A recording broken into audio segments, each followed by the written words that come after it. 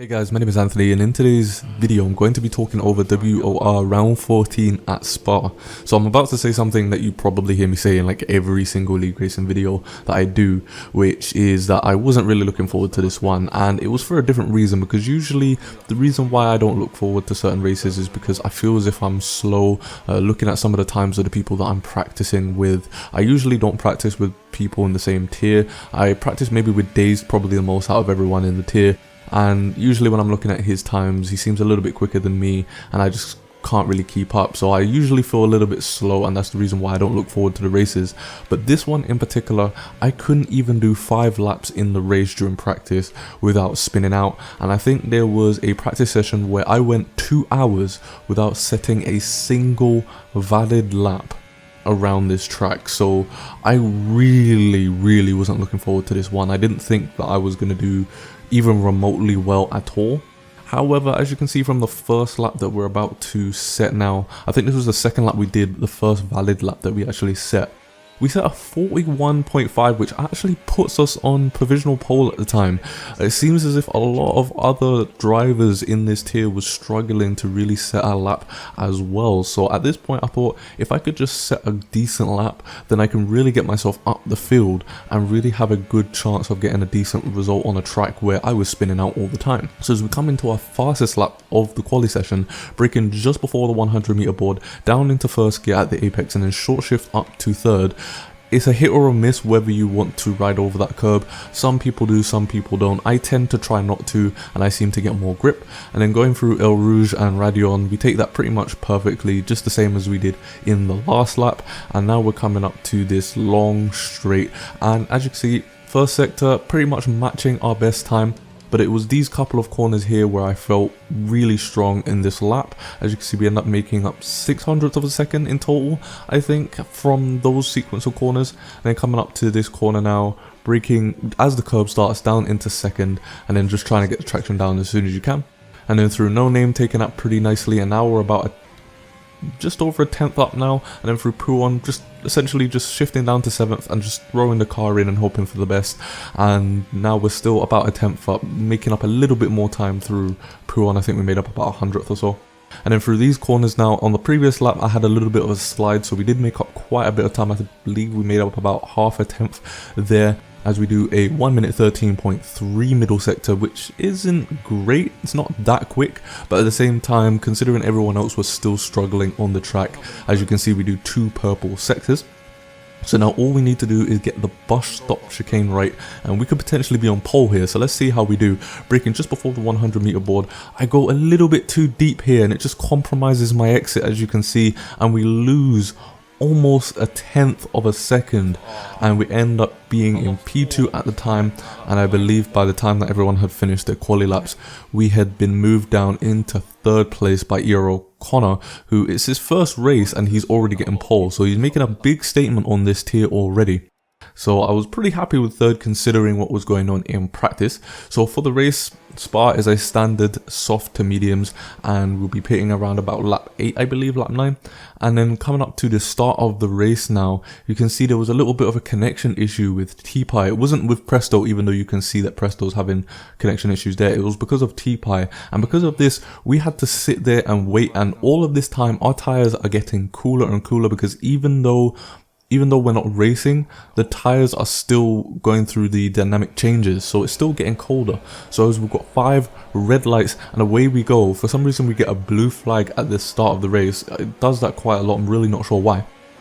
Going into turn 1, you can see because the tires were cold, we just really wasn't expecting the lockup there, and we ended up losing the position to T-Pie's Ghost. But considering how long it can take you to reconnect into the game, I wasn't really too worried about it. However, we got a lot of understeer going through El Rouge and Radion there, so I had to lift off quite heavily, and we lose quite a big chunk of time to the guys ahead, including T-Pie's Ghost. But once again, because it takes quite a while to connect back into the game, I wasn't really concerned about T-Pie reconnecting and me losing out on 3rd place. So as we drive through him now, we're in 3rd place, and all we need to do really is just stick behind these 2, because when it comes to Spa, you don't necessarily have to be super quick around here. As long as you can stay within the DRS of the guys ahead of you who potentially are quicker than you, then you can really get dragged along, because other than sector 2, most corners on this track are taken flat out, so they're pretty much not even corners anymore. So at that point, all you really need to do is stick inside of the DRS, and I know that Dazed has pretty much an MO of using all of his DRS as soon as possible to try and get out of your DRS, but with ERL Connor ahead of him, he's struggling to do that with me, so I knew I was able to save a little bit more ERS than I usually would when following someone like Dazed Rhombus. And then moving on to lap 3 now, we just wasn't using enough ERS in my opinion. I felt as if I should have used a little bit more ERS looking back on it, because Dazed and ERL Connor were starting to slip away a little bit, and I was falling back. As you can see, we're only 4 tenths ahead of VTR Callum at this point. So luckily for us, we managed to stick inside of the DRS of those two so that we can really gain the benefits. And sector 2 was definitely my weakest sector. The car felt very twitchy the whole race, which is what made it a very stressful race for me.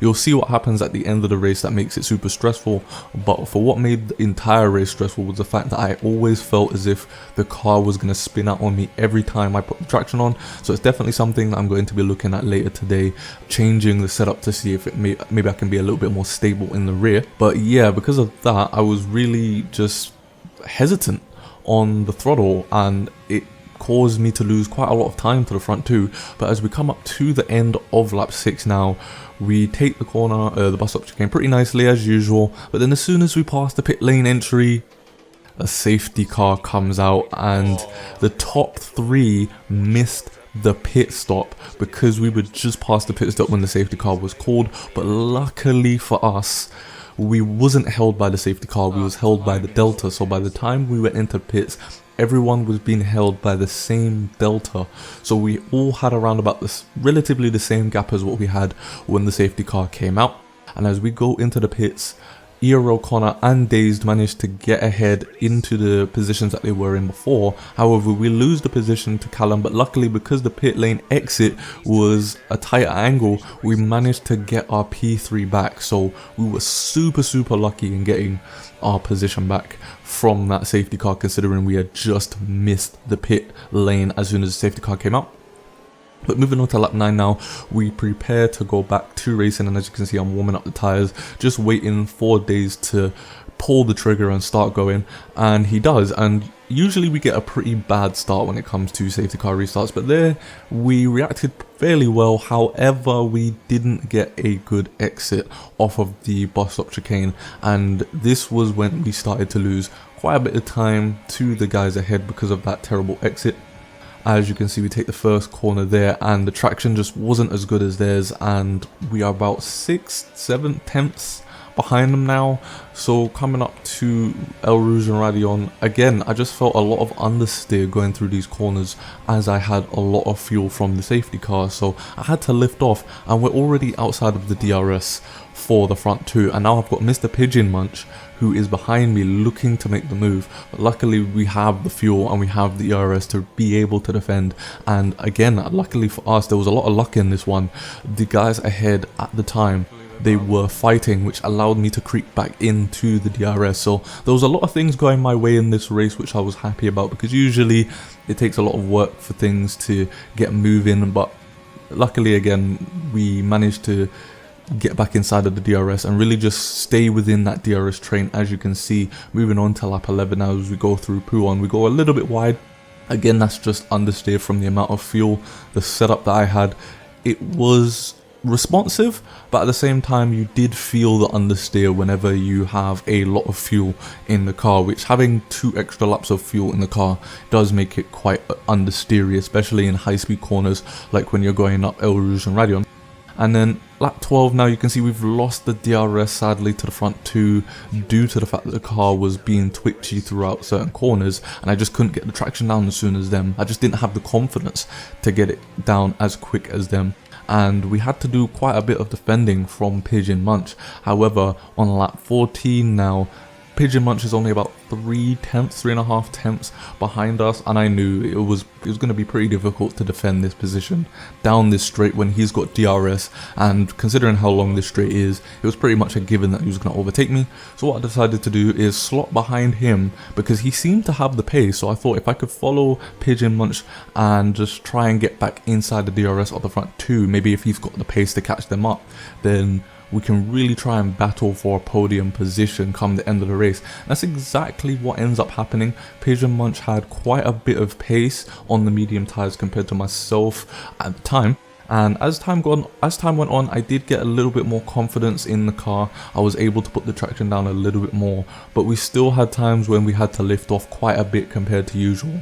And we still managed to stick within the DRS of Mr. Pigeon Munch, luckily. And as you can see, he did have the pace to get back inside the DRS of the front two. I don't know if maybe they were battling for position.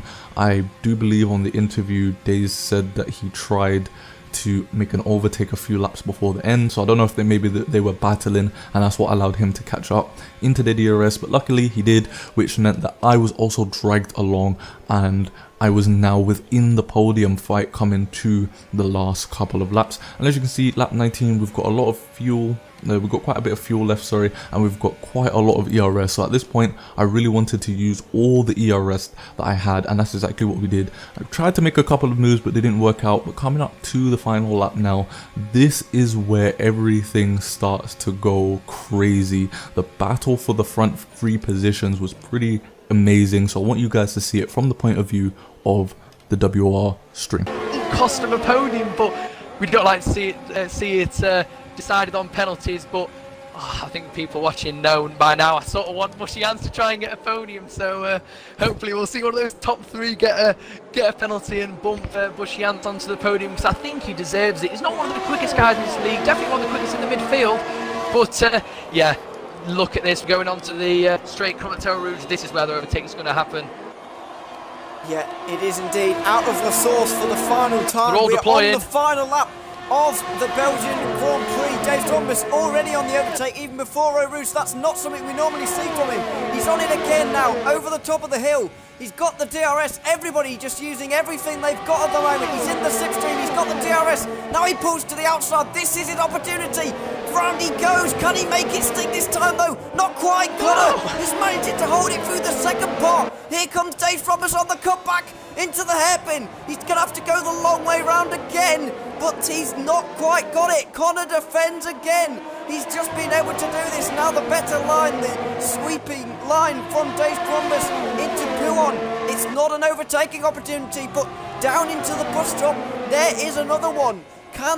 Pigeon Munch has slayed BushiAntz coming through. Here comes BushiAntz around the outside of Pouon, on the inside into turn 13, around the outside for the Ferrari. They're so close, these two, but so respectful at the same time. BushiAntz goes around the outside for the second part now. This is for a podium, and he's got it.